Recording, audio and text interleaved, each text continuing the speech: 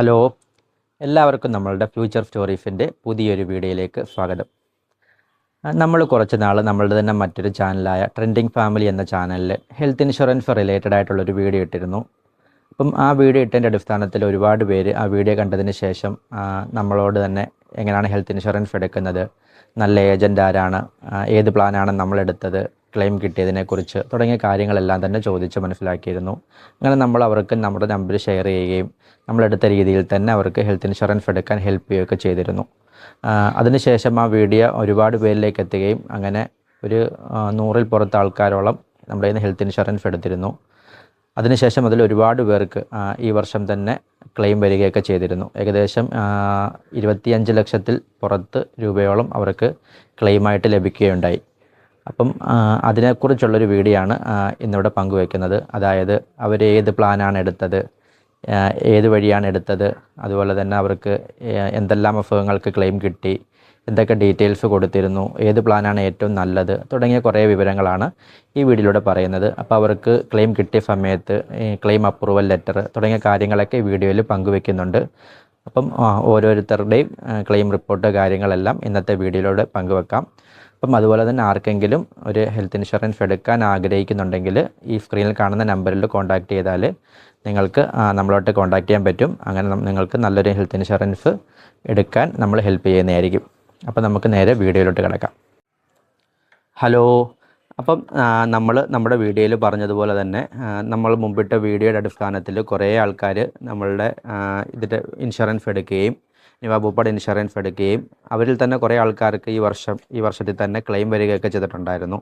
ഏകദേശം 25 ലക്ഷം രൂപയോളം അടുത്ത് നമുക്ക് ക്ലെയിം തന്നെ അവർക്ക് ആവശ്യം വന്നിട്ടുണ്ട്. അതിൽ ഫുൾ എമൗണ്ട് കിട്ടിയവരും ഉണ്ട്, എന്നാൽ പല കാരണങ്ങൾ കൊണ്ട് ഫുൾ എമൗണ്ട് കിട്ടാതെ പോയവരുമുണ്ട്. അതെന്ന് പറഞ്ഞാൽ നമുക്ക് കൂടുതലും ഈ കൺസ്യൂമബിൾസിൻ്റെയൊക്കെ കവറേജ് ആയിട്ടുള്ള സേഫ് ഗാർഡ് എന്ന് പറഞ്ഞ സംഭവമൊക്കെ ആഡ് ചെയ്യാത്തതിൻ്റെ പേരിലായിരുന്നു ഒരുപാട് പേർക്ക് നമുക്ക് ഫുൾ എമൗണ്ട് കിട്ടാതെ പോയത്. അപ്പം അവരൊക്കെ അടുത്ത റിന്യൂവൽ ടൈമിൽ അത് കറക്റ്റ് ചെയ്തെടുക്കാമെന്ന് പറഞ്ഞിട്ടുണ്ട്. എന്നാൽ നിങ്ങൾക്ക് നമ്മുടെ വീഡിയോ കണ്ടെടുത്ത് ക്ലെയിം കിട്ടിയതിൻ്റെ കുറച്ച് പ്രൂഫും കാര്യങ്ങളും ഒക്കെ ഒന്ന് പങ്കുവെക്കാമെന്ന് കരുതി. കാരണം നമ്മളെ വിശ്വസിച്ച് നമ്മുടെ വീഡിയോ കണ്ടിട്ടായിരുന്നു അവരെടുത്തത്. അവരുടെ ഏജൻറ്റ് സപ്പോർട്ടും കാര്യങ്ങളും എല്ലാം കൊണ്ട് അവർ ഓക്കെ ആയിരുന്നു. അപ്പം അത്തരത്തിലുള്ള എങ്ങനെയാണ് അവരുടെ ഫൈനൽ ക്യാഷ്ലെസ് അപ്രൂവൽ, എത്ര എമൗണ്ട് അവർക്ക് ബില്ല് വന്നു, എത്ര എമൗണ്ട് കിട്ടി തുടങ്ങിയ ഡീറ്റെയിൽസും ഹോസ്പിറ്റലിൻ്റെ കാര്യങ്ങളൊക്കെ ഒന്ന് നിങ്ങളുമായിട്ട് ഷെയർ ചെയ്യാം. ആദ്യത്തെ ഒരു ബില്ലെന്ന് പറയുന്നത് മിംസിലെ ആയിരുന്നു. കോഴിക്കോട് കോട്ടയ്ക്കൽ മിംസിലെ ഒരു ബില്ലായിരുന്നു. അത് ഏകദേശം 39,856 രൂപയോടെ ബില്ലോളം ഉണ്ടായിരുന്നു. അതൊരു തലകറക്കം മൂലം ഉണ്ടായൊരു പ്രശ്നമായിരുന്നു. അവർ ഹോസ്പിറ്റലിൽ അഡ്മിറ്റ് ആവുകയും കുറച്ച് ചെക്കപ്പുകളും അതുപോലെ തന്നെ ട്രീറ്റ്മെൻറ്റും കാര്യങ്ങളൊക്കെ എടുക്കേണ്ടി വന്നു. അപ്പം അത് നമുക്ക് ഈ വർഷം തന്നെ ആയിരുന്നു, ഈ വർഷം നവംബറിൽ തന്നെ ഉള്ളതായിരുന്നു. ഏകദേശം 2 ദിവസം മാത്രമേ കിടക്കേണ്ടി വന്നുള്ളൂ എങ്കിലും അത്യാവശ്യം നല്ല ബില്ലുണ്ടായി. അതിലവർക്ക് ഫുൾ എമൗണ്ട് തന്നെ ക്ലെയിം കിട്ടിപ്പോവായിരുന്നു. അതിൻ്റെ പ്രൂഫ് ഞാൻ സ്ക്രീനിൽ കാണാം, നിങ്ങൾക്ക് നോക്കാം.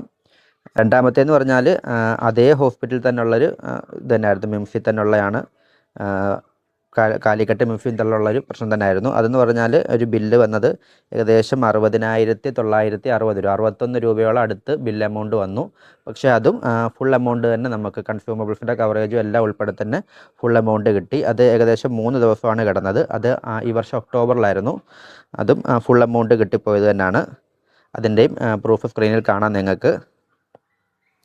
പിന്നെ അടുത്തത് അതേ ഹോസ്പിറ്റലിൽ തന്നെയാണ്. അവർക്ക് 42,148 രൂപ ബില്ല് വന്ന ഒരു കേസായിരുന്നു. 2 ദിവസമായിരുന്നു ഹോസ്പിറ്റലിൽ കിടന്നത്. അതും അവർക്ക് ഫുൾ എമൗണ്ട് തന്നെ കിട്ടി. അതും ഈ വർഷം ഒക്ടോബറിൽ തന്നെയാണ്. അടുത്ത കേസ് എന്ന് പറയുന്നത് ബേബി മെമ്മോറിയൽ ഹോസ്പിറ്റലാണ്. അതും കോഴിക്കോട് തന്നെയാണ്. അപ്പം നമുക്ക് അവിടെ വന്നതെന്ന് പറഞ്ഞാൽ 35,888 രൂപയുടെ ബില്ലായിരുന്നു. അത് ഫുൾ എമൗണ്ട് തന്നെ അവർക്ക് കസ്റ്റമറിന് കയ്യിൽ നിന്നൊന്നും അടയ്ക്കേണ്ടതായിട്ട് വന്നില്ല. ഹോസ്പിറ്റലിൽ നിന്നുള്ള ഡിസ്കൗണ്ടുകളും എല്ലാം ഒഴിഞ്ഞിട്ട് അവസാനം അവർക്ക് കയ്യിൽ നിന്നൊന്നും കൊടുക്കേണ്ടതായിട്ട് വന്നിട്ടില്ല.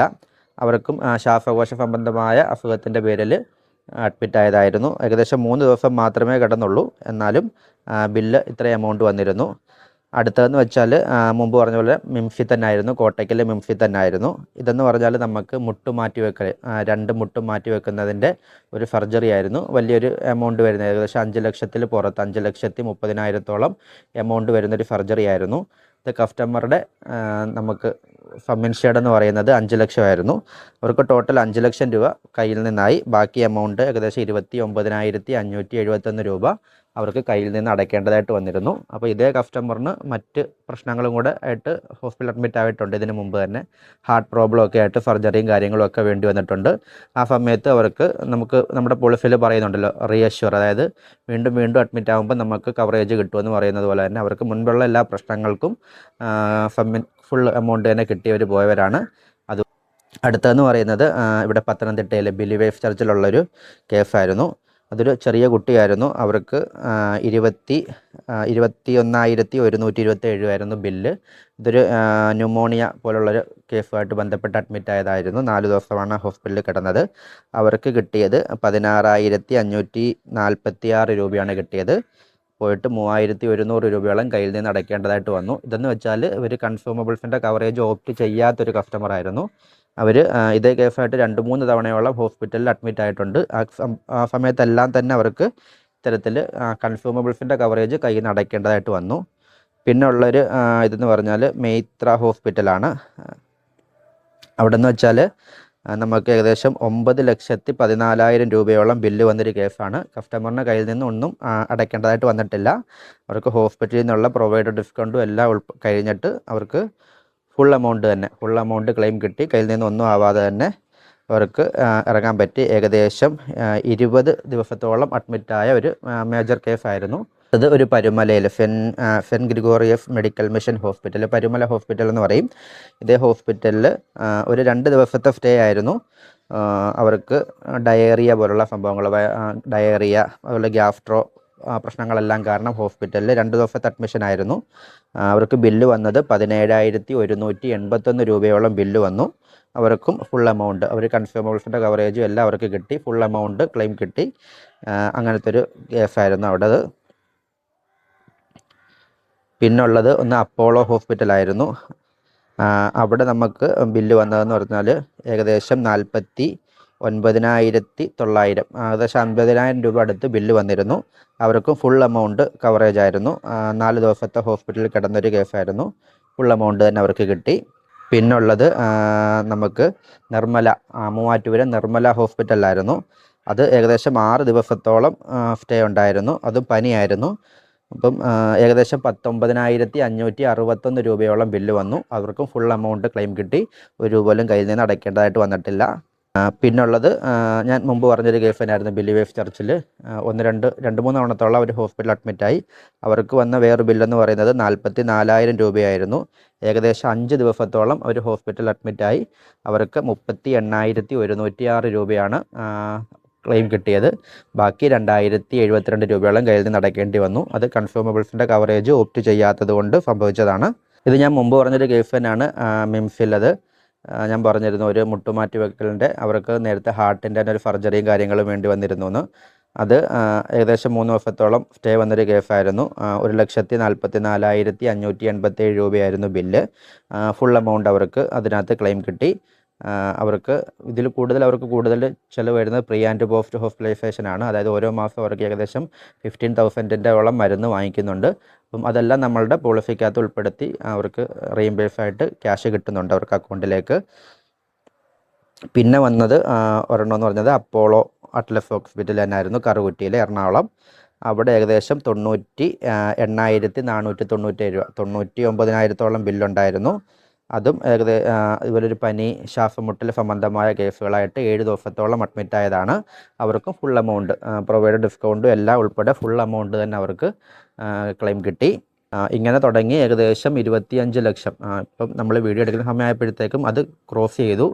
അത്രത്തോളം നമുക്ക് ക്ലെയിം ആൾക്കാർക്ക് വാങ്ങിച്ചു കൊടുക്കാൻ പറ്റി. അതിൻ്റെ കാരണം എന്താണെന്ന് വെച്ചാൽ നമ്മളെ കോൺടാക്റ്റ് ചെയ്തവർക്ക് നല്ല പ്ലാൻ ചൂസ് ചെയ്ത് കൊടുക്കാൻ പറ്റിയതുകൊണ്ടും നല്ലൊരു ഏജൻറ്റിൻ്റെ ഹെൽപ്പ് കിട്ടിയതുകൊണ്ടുമാണ്. അല്ലാതെ ഇപ്പം പല ആൾക്കാർക്കും ബുദ്ധിമുട്ടുണ്ടാകുന്നത് എന്താണെന്ന് വെച്ചാൽ അവരൊരു ഇൻഷുറൻസ് എടുക്കാൻ പോകുമ്പം അവർക്ക് വേണ്ട കറക്റ്റ് ഇൻഷുറൻസ് ഏതാണെന്ന് വെച്ചാൽ ചൂസ് ചെയ്ത് കൊടുക്കാതിരിക്കുക. അതുപോലെ തന്നെ അവർക്കുള്ള പല ഹെൽത്ത് പ്രോബ്ലംസും റിപ്പോർട്ട് ചെയ്യാതെ നമ്മളവർ അഡ്മിറ്റ് ആകുന്ന സമയത്ത് അവർക്ക് ഇൻഷുറൻസ് കിട്ടാതെ പോകുന്ന അവസ്ഥ വരുന്നുണ്ട്.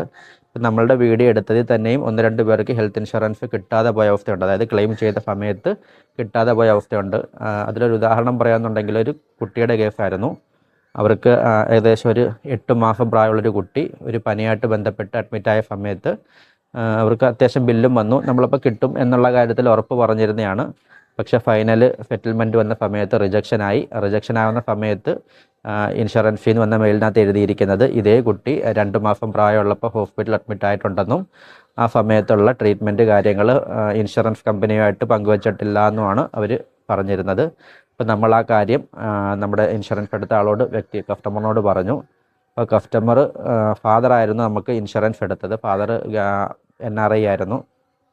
അപ്പം വീട്ടിൽ വിളിച്ച സമയത്ത് ഇവർ ചെറിയൊരു നോർമൽ പനിയേ ഉള്ളൂ എന്നുള്ള രീതിയിലാണ് ഭർത്താവ് പറഞ്ഞിരുന്നത്. പക്ഷേ ആ സമയത്ത് കുറച്ച് സിംറ്റംസ് കാണിച്ചത് മറ്റ് ചില പ്രശ്നങ്ങളും കൂടി ഉണ്ടായിരുന്നു. ഏകദേശം ഫീഷർ വരുന്ന പോലത്തെ പ്രശ്നങ്ങളും കാര്യങ്ങളൊക്കെ ഉണ്ടായിരുന്നു. അപ്പം അത് അവർ റിപ്പോർട്ട് ചെയ്യാത്തത് കൊണ്ട് തന്നെ ഇൻഷുറൻസ് അവർക്ക് ഡിക്ലൈൻ ആയിപ്പോയി. അപ്പം അത്തരത്തിലുള്ള വിഷയങ്ങളും ഉണ്ട്. നമ്മൾ കൃത്യമായിട്ടുള്ള ഡേറ്റാസും കാര്യങ്ങളും ഇൻഷുറൻസ് ഏജൻറ്റുമായിട്ട് പങ്കുവെക്കുക. ആ പറഞ്ഞ കാര്യങ്ങളെല്ലാം തന്നെ നമ്മുടെ പോളിസി ഡോക്യുമെൻറ്റിൽ മെൻഷൻ ആയിട്ടുണ്ടെന്നുള്ള കാര്യം നമ്മൾ ഉറപ്പ് വരുത്തുക. അപ്പം തുടങ്ങിയ കാര്യങ്ങളെല്ലാം തന്നെ ഉണ്ടെങ്കിൽ നമുക്കൊരു നല്ല ഇൻഷുറൻസ് എടുത്താൽ ഒരു നല്ല ഏജൻറ്റിനെ കണ്ടെത്തിയാൽ ഇപ്പം നമ്മളുടെ ഹെൽത്ത് ഇൻഷുറൻസിൻ്റെ വീഡിയോ കണ്ടപ്പോൾ തന്നെ നിങ്ങൾക്ക് മനസ്സിലായി കാണും.